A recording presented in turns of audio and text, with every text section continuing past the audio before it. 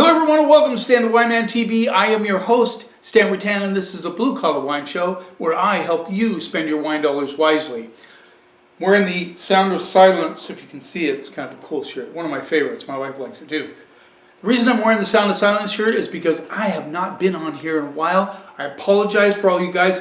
Thank you for sticking with me, watching some of my episodes. I thought it was very interesting. I've been doing a series on best-selling wines under $20 at the store I work at, and believe it or not, and this really doesn't surprise me, but it kind of surprises me, the one about Pinot Noir, like 5,000 views.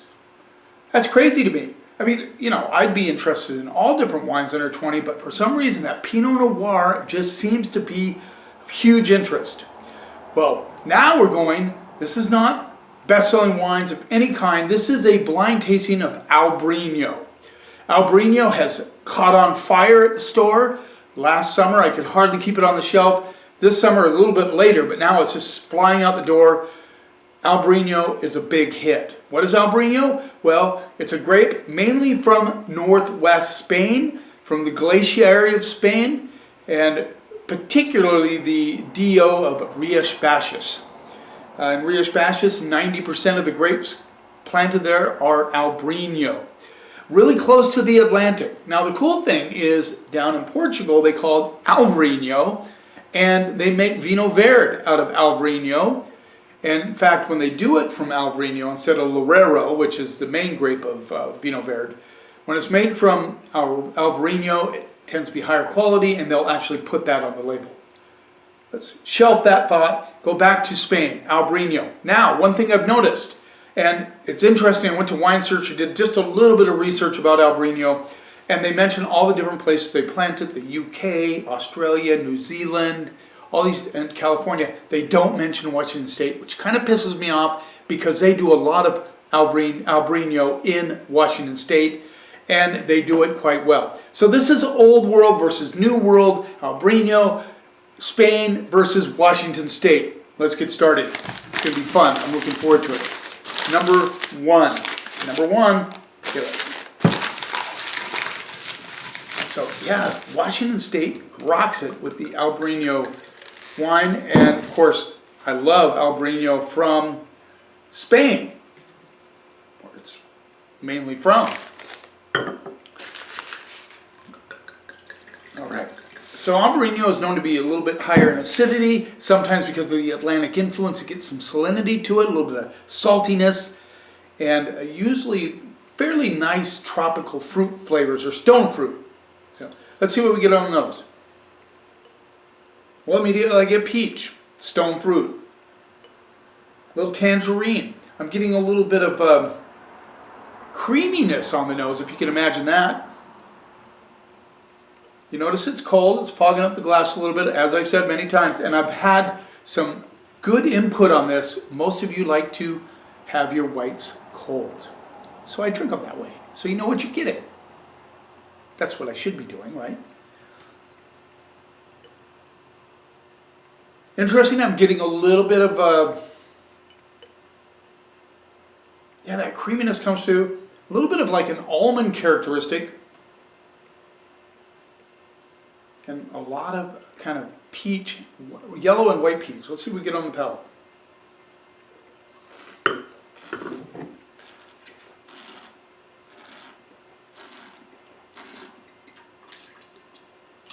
Good acidity, nice, fresh, clean.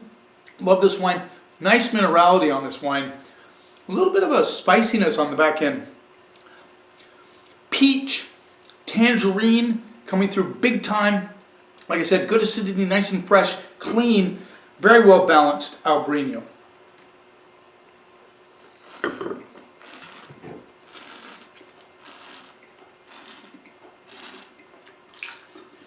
Just a little bit of creaminess on the mid palate into the finish.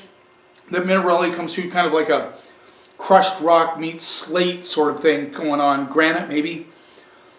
I love the freshness of this wine, the acidity. It's really, really well balanced wine. I'm liking this one a lot. This is, to me, this is typical good Albarino.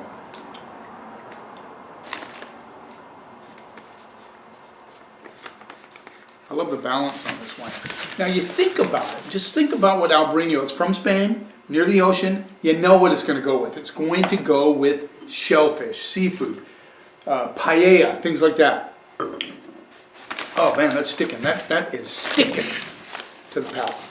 All right, let's move on to number, see if I got this right, number 2. I'm going to get buried in all these bags. Number 2.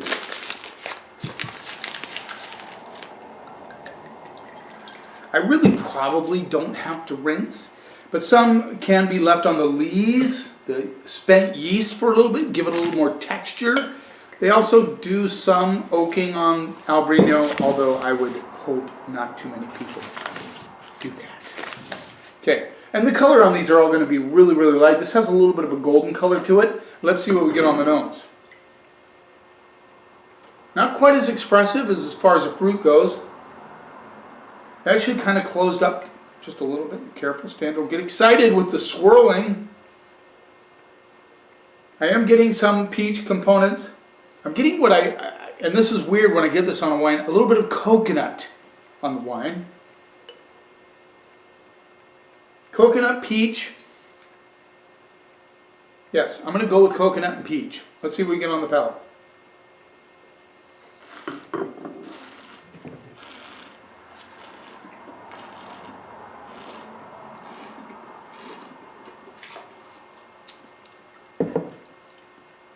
Pretty seriously good. This has a little more weight to it, a little more body. Could be some lees action on this. I'm definitely getting kind of a peach, tangerine meets, yeah, peach and tangerine. Seems to be a theme here. With a little bit of minerality and a little bit of like white pepper on the finish.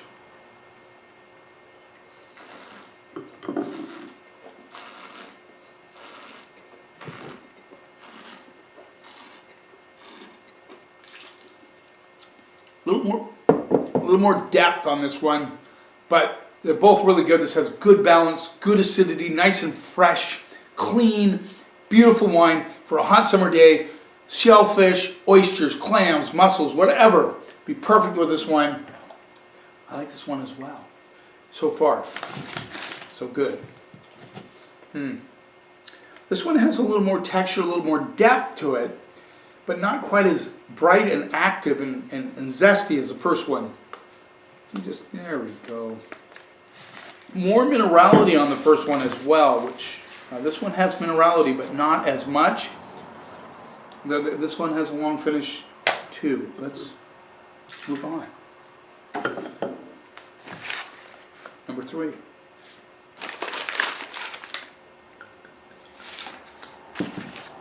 Like I said, they're really rocking it in Washington State with Albarino. I carry about 3 or 4 from Washington State. I carry about 4 or 5 from Spain. I love Albarino. It has good representation in my department. Again, just a little bit of golden color, but very light.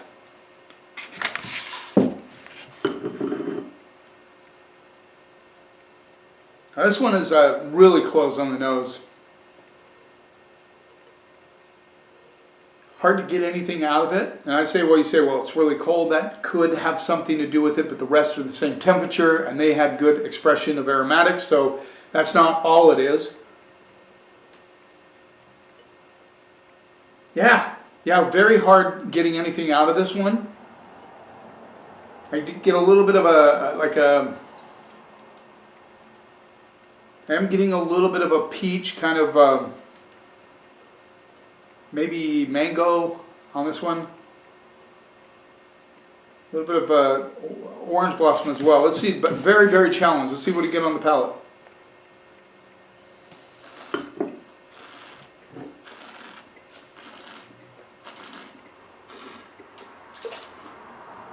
So once again, good orange citrus notes on this one. Tangerine, orange, a little bit, even a little bit of lemon.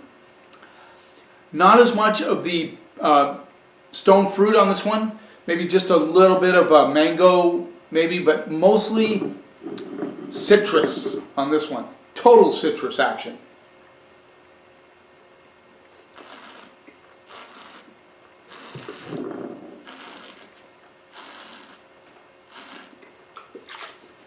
Very fresh, good acidity, nice balance. Not as deep as number 2, not as lively as number 1, but still really good. Nice and fresh, long finish. Yeah, 3 in a row, guys. That's pretty impressive. Very impressive. Super excited to see which one comes out on top. Number 4. There it is. I grabbed it. Number 4. Kind of got, you know, this table isn't huge, right? So you gotta watch it. The aromatics on number 3 were just, you know, kind of piss poor if you want to put it. I can't put it any other way. But on palate, you know, sometimes that happens. Not always, but sometimes it does happen where the palate really expresses itself and the nose doesn't. Again, you know, these colors are very, very similar. This might be the lighter of the last 3. Let's see what we get on the nose. Boy, that coconut thing.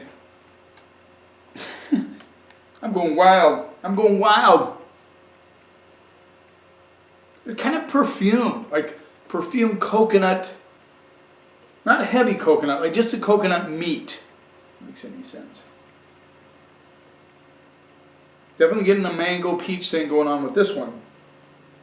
A little more expressive than number 3.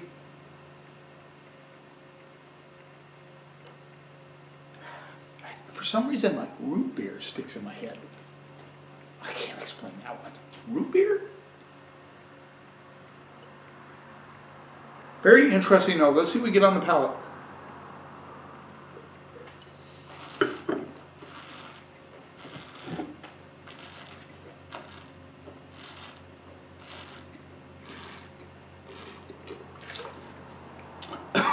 Excuse me. Again, a little more depth on this one.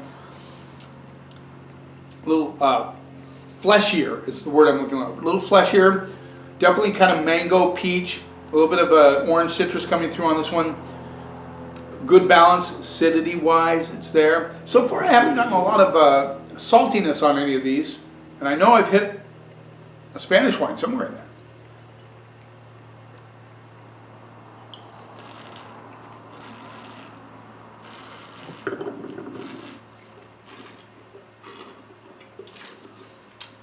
You know, just tasting through these first 4, you get an idea why Albarino is starting to catch on fire. I mean, just such a fresh, clean, expressive wine.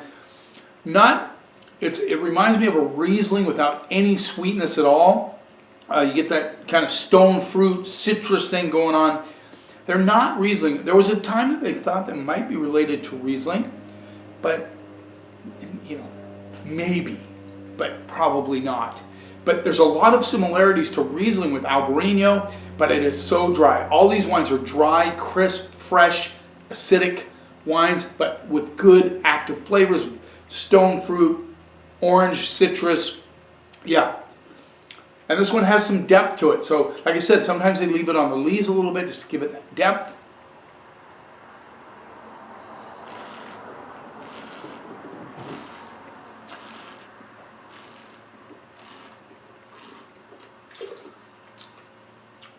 All of them have a long finish.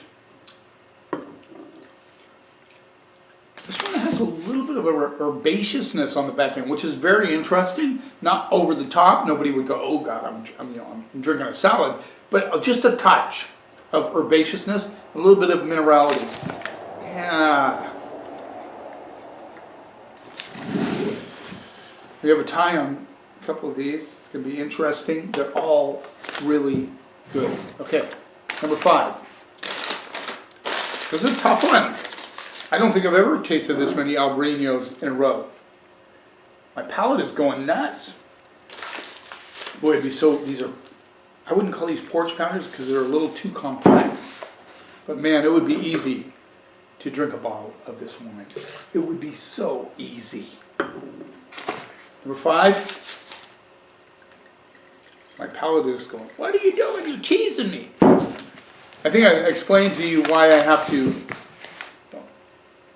spit in the bucket is because I'm taking a medication for my eyes that, you know, I can drink, but it's a good idea not to, especially this time of day.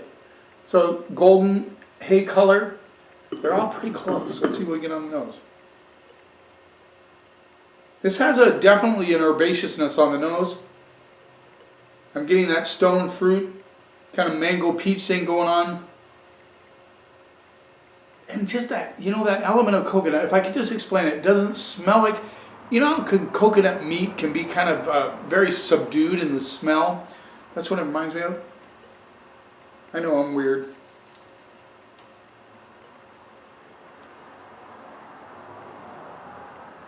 Get a little minerality on the nose as well. Let's see what we get on the palate.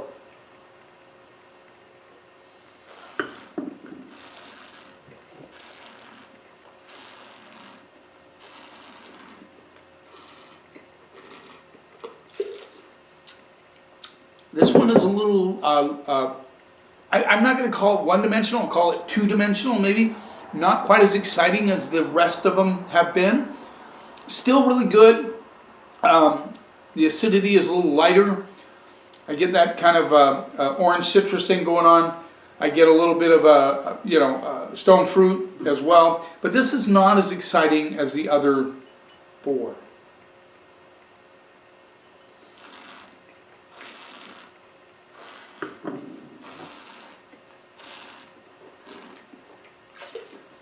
I'm not saying if you had company over, nobody would complain about this wine. It's a quaffer. It's like glug, glug, glug. Add a few ice cubes.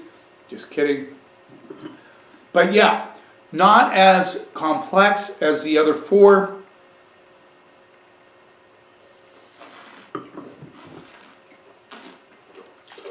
But still fresh, clean. The finish isn't quite as long, but nice wine. Nothing wrong with it, just up against these other ones. Now, had it gone first, you never know, but it's going to get some stiff competition here. But I'm still going to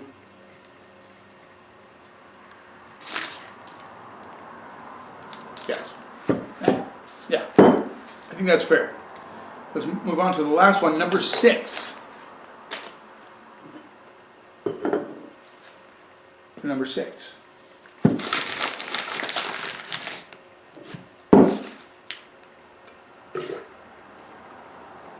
Say, why are you rinsing these down? Well, it's just a good idea. Like I said, some have lees contact. I haven't experienced, at least to my knowledge, any oak treatment on any of these.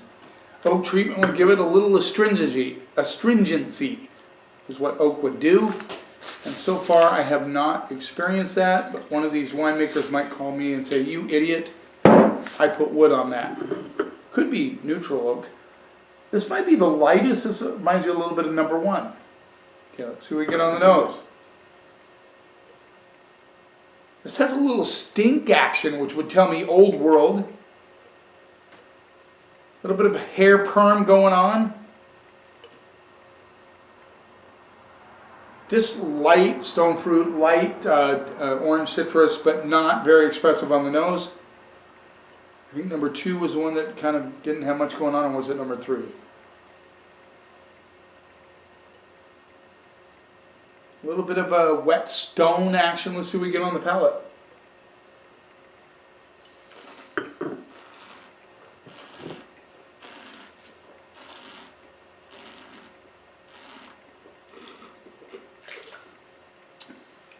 A little more going on the palate than number 5. Good citrus notes, good orange citrus notes. Nice, getting a little bit of orange blossom. A little bit of minerality on it on this one as well. Very fresh, very clean, very bright, very kind of racy on the palate, as they all have been except for number 5. Yeah.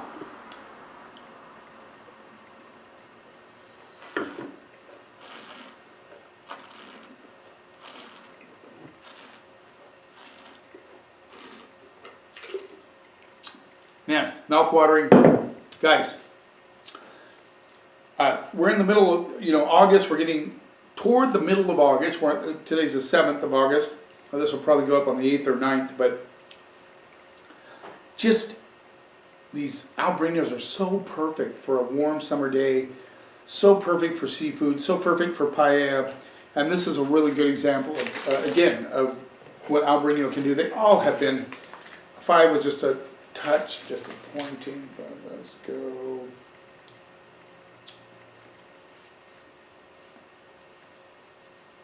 Okay, I think we have a lot of them that are really, really close. Let's do the unveiling, the reveal.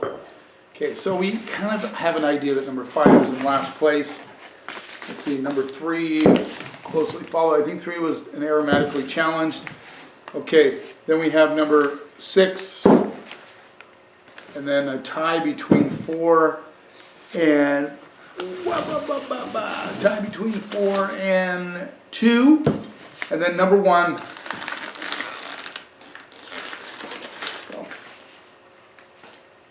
Came in first place. So excited about this. Can you see my face? Maybe it'd be better if you couldn't. In last place, I thought it was still good. I said it would be a crowd pleaser. Just wasn't as complex against all these other bad boys.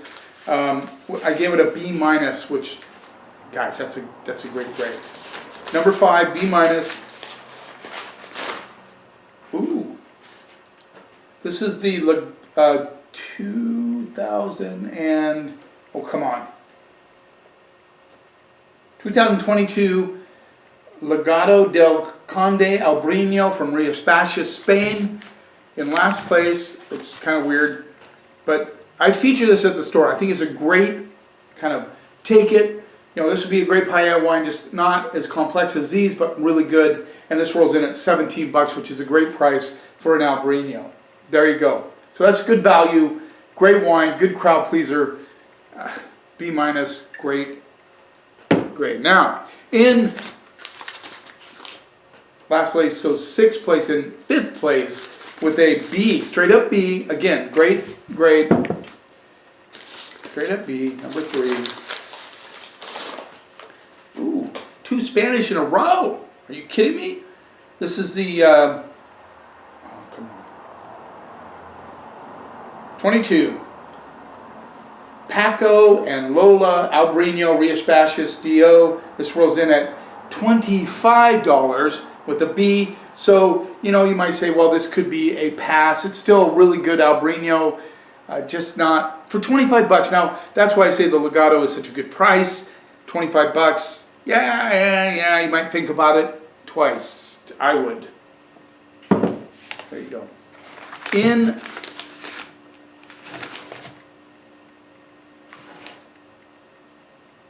fourth place. Yeah, okay. In 4th place with a BB+. So now we're creeping up here. Another Spanish wine. This is weird. Now I am really weirded out by this whole thing. So this is a 2020. Okay, come on, guys. 22. Bergens Albarino Rías Baixas. This rolls in at $19 now. Okay, now we're talking $19. Great value with a straight up B. What did I give it?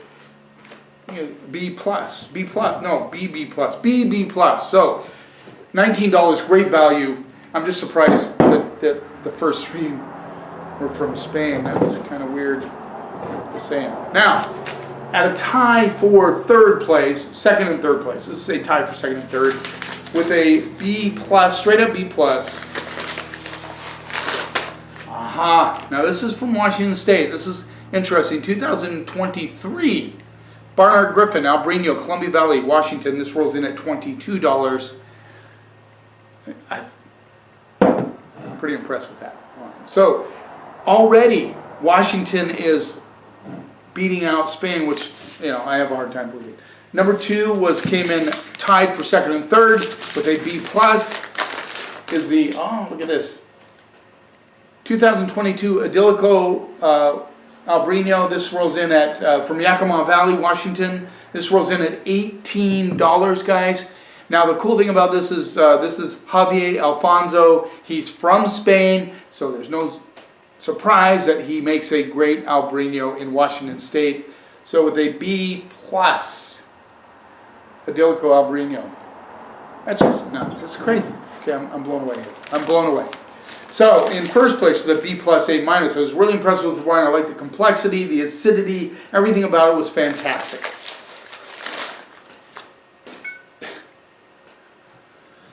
2022 Longship Cellars Rock Biter Albarino Rocky Reach Washington State.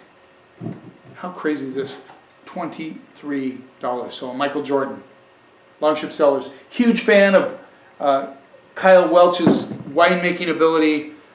This is just too weird. I'm weirded out, guys. This blows me away. I had no idea this was going to happen.